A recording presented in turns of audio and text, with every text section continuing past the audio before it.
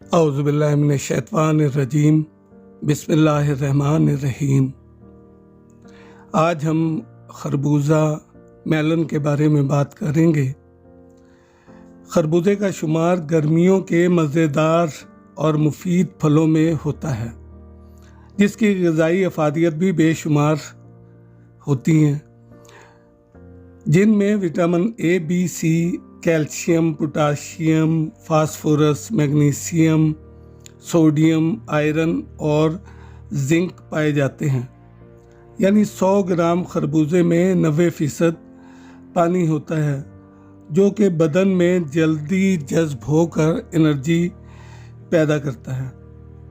گرم و تر مزاج کا حامل یہ پھل، جس کی افادیت کی کوئی انتہا نہیں ہے، سرکار دو عالم صلی اللہ علیہ وآلہ وسلم کا ارشاد بابرکت ہے کہ خربوزہ کھائیں، کیونکہ اس میں 10 خصوصیات پائی جاتی ہیں، جن میں ایک غذا ہے، دوسرے پانی ہے، تیسرے جسم کی صفائی کرنے والا ہے، چوتھے خوشبو پیدا کرتا ہے، پانچواں مثانے کو صاف رکھتا ہے، پیٹ کو صاف کرتا ہے، کمر کے پانی کو بڑھاتا ہے،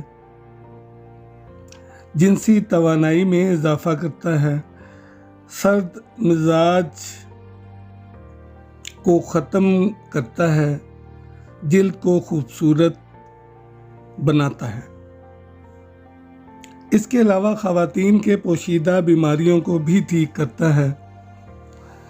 بچوں کی نمو کے لیے خربوزہ مفید شوگر اور معدنیات پر مشتمل ہونے کی وجہ سے غذا کے ہضم ہونے میں تیزی پیدا کرتا ہے، جس کی وجہ سے بچوں کو بہت فائدہ ہوتا ہے۔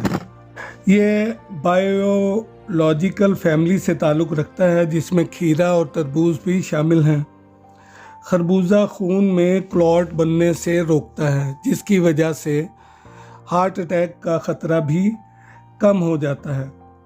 پوٹاشیم کی کافی مقدار پائی جاتی ہے، لہٰذا یہ بلڈ پریشر کو کنٹرول کرنے اور دل کی دھڑکن کو اعتدال پر بھی لاتا ہے۔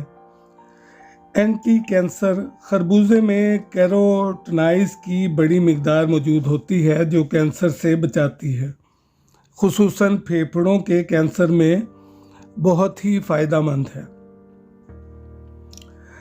خربوزہ جلد کو صحت مند اور خوبصورت ہونے کے علاوہ جھریوں سے پاک بھی بناتا ہے۔ خربوزہ گردے اور مثانے کی مختلف بیماریوں میں فائدہ مند ہے، یورک ایسڈ کے مسائل سے بھی بچاتا ہے۔ خربوزہ جگر کے زہریلے مادوں کو خارج کرتا ہے، اس کے علاوہ امیونٹی بڑھاتا ہے، قبضیت کو دور کرتا ہے۔ خربوزہ ایک آئیڈیل فروٹ ہے۔ دعا گو ہوں اللہ تعالی ہمیں نعمتوں سے صحیح استفادہ کرنے اور نعمتوں پر شکر ادا کرنے کی توفیق عطا فرمائے۔ آپ نے مجھے اتنا وقت دیا، تھینک یو ویری مچ۔ سدا خوش رہیں، اپنا اور اپنوں کا خیال رکھیں۔ اللہ حافظ۔